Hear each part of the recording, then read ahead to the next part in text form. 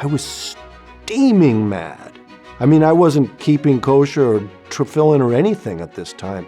It made me incensed, and I kind of went nuts at the table. Hi, my name is Rabbi Yosef Vogel. I work with the JLI. The first thing that comes to mind when I look at you and I think about your journey is you seem to be going on a certain path, and then at some point in your life, some triggers happened which set you on a, let's say, completely different path. Can you talk about those? What I felt as a young child, if I can remember correctly, I had a sense of God, as many children do. And that sense it wasn't rooted in much, which is good, because anytime you have a decisive idea of what God is, you may as well throw that away. There is no way to embrace an accurate or any conception of God. I just had a feeling in my childhood that the world as it existed, the part of the world that I knew about, growing up in Minnesota, the trees and the way that the seasons changed and the moon that would stream through my window, it wasn't a choice. It was self-evident that there was that this wasn't a random occurrence, that there was something, a force, an energy, an intelligence, use God for now if you want to use the word, that is making this all happen. Now, as I grew up and I went to school and I started to learn things, even the things that I learned in my synagogue growing up, I started to shy away from these feelings about God because they were looked upon as somewhat aberrant. In some ways, the Jewish community that I grew up in, the milieu, didn't talk about God. God was somehow, as I look back on it, sort of Christian in a way, that we had so imbibed as a Jewish community these anthropomorphic ideas of God that we rejected them. And in so doing, we basically rejected belief in God and supplanted those with a very rationalist idea of how the world came into existence. Darwin was irrefutable. Even the people that I knew thought that communism was a great idea, except it didn't work out well. And I didn't really accept those ideas, but I knew that talking about God in any sense would be embarrassing for me, and people would think I was crazy.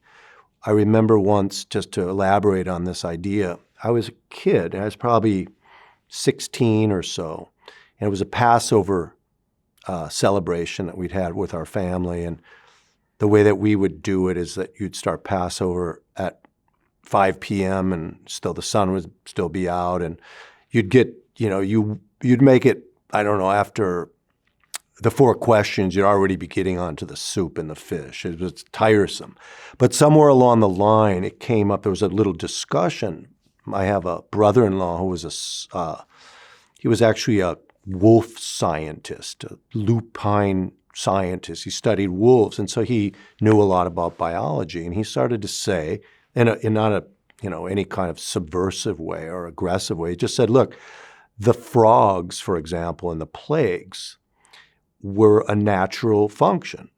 God wasn't involved here. The Nile River at that time overflowed, and these frogs resulted. And I was steaming mad.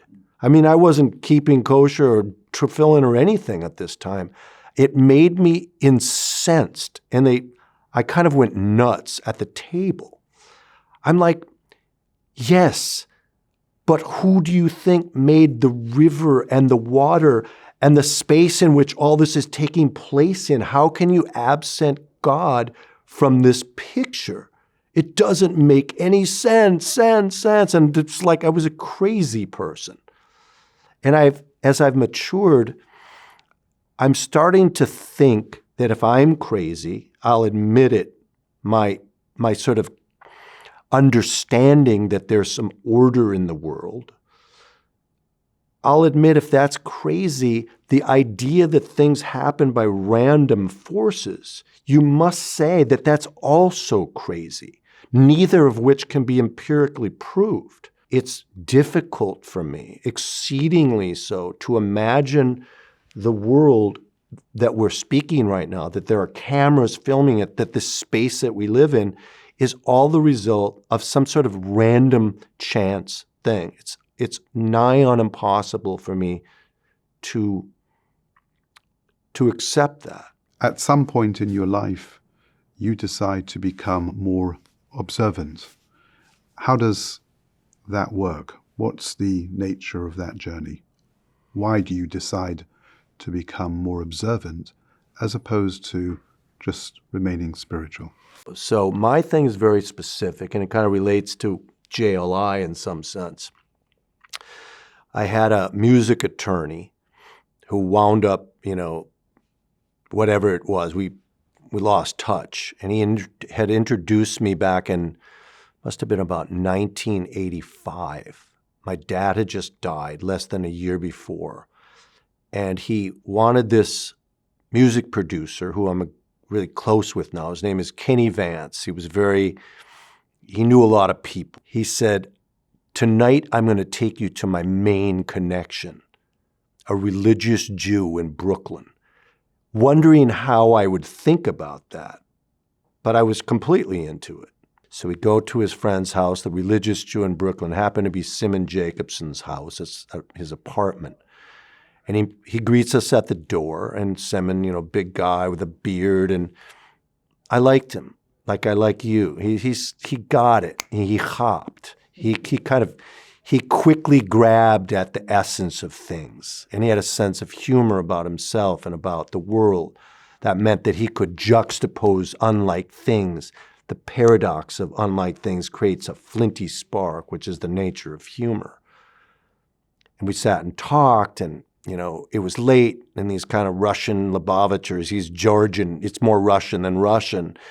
He's talking, and it got late, and it's 1 o'clock. We'd probably arrived there at 8:30, and now it's 2, and Kenny goes home. He can't handle it because he's old, he's 41.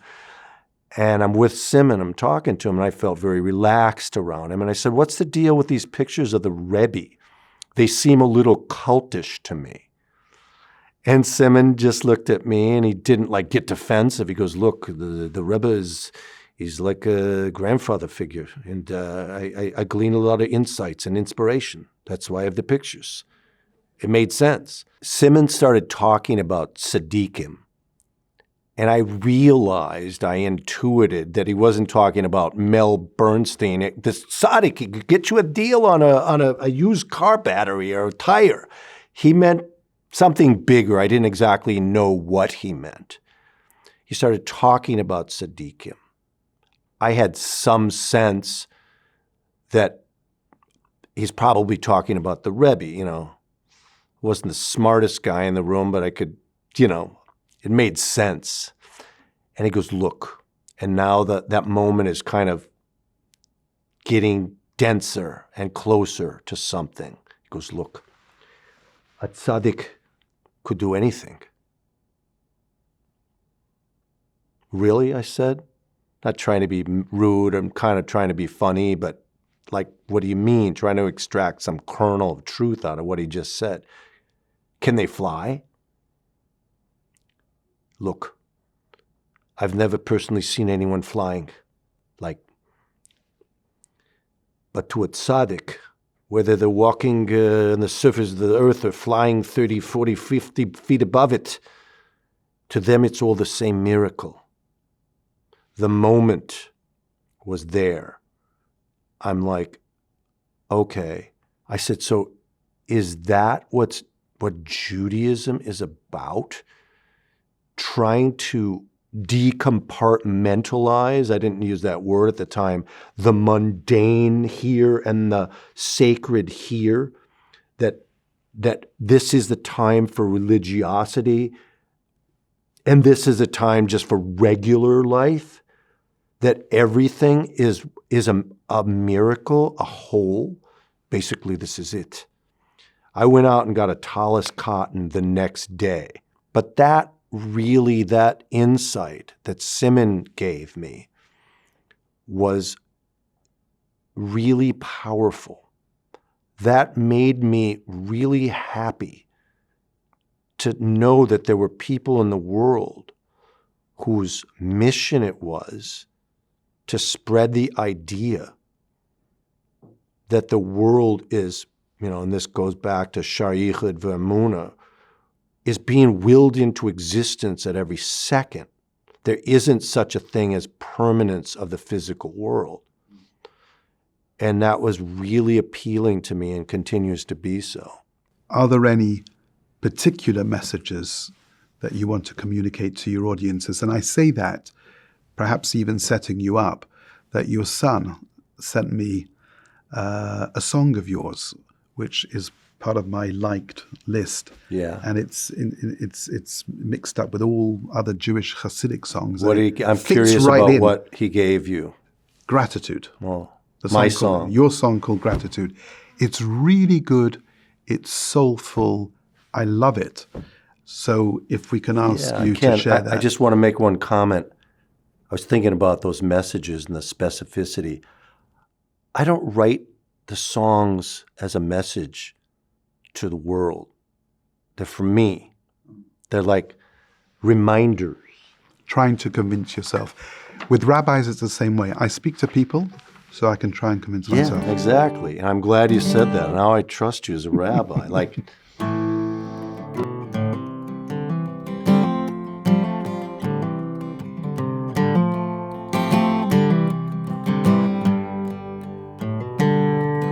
I'm glad that I can see the spiders on the ceiling, the morning light revealing the jacaranda is crazy violent bloom. I'm glad that I can see the brown eyes of my daughters, the moon on silent waters, your form and silhouette moving across the room. Forgive me if I've lost my sense of gratitude. Forgive me if I've lost my sense of gratitude. I'm glad that I can hear the robins on the rooftop, the sound of a single raindrop falling off a leaf into the lake. I'm glad that I can see children playing football, the sound of your approaching footfalls that fills me with desire and makes me shake. Forgive me if I've lost my sense of gratitude. Forgive me if I've lost my sense of gratitude. Forgive me if I've lost my sense of gratitude.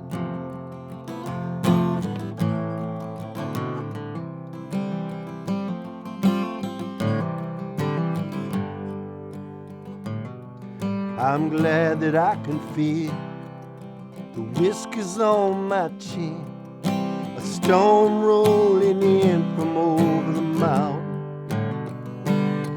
I'm glad that I can feel your lips upon mine, a chill up and down my spine, a warmth overflowing like a fountain. Forgive me if I've lost my sense of gratitude. Forgive me if I've lost my sense of gratitude. Forgive me if I've lost my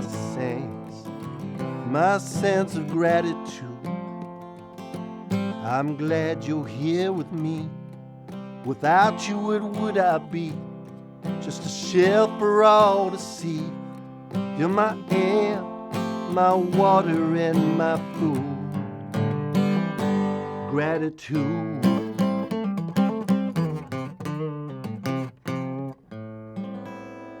That was amazing. Well, thank it you, was God. worth the whole coming here to Palm Springs. I just want to conclude and say, I remember reading The Soul's on Fire, which is the book on Hasidic masters by Elie Wiesel. And he says there from some famed Hasidic master, he said like this, when his students come into him and ask him a question, he says, first, I try to answer with the Talmud. If that doesn't work, I tell them a story. And if that doesn't work, I sing them a song. Peter, thank you so much for that beautiful, inspirational talk about spirituality and the playing of that song, Gratitude. We thank you very much for being here today, and we wish you super success in spreading the message and the inspiration to the world. Thank you. The Rohr Jewish Learning Institute has the largest collection of Jewish media online. Hit subscribe for more.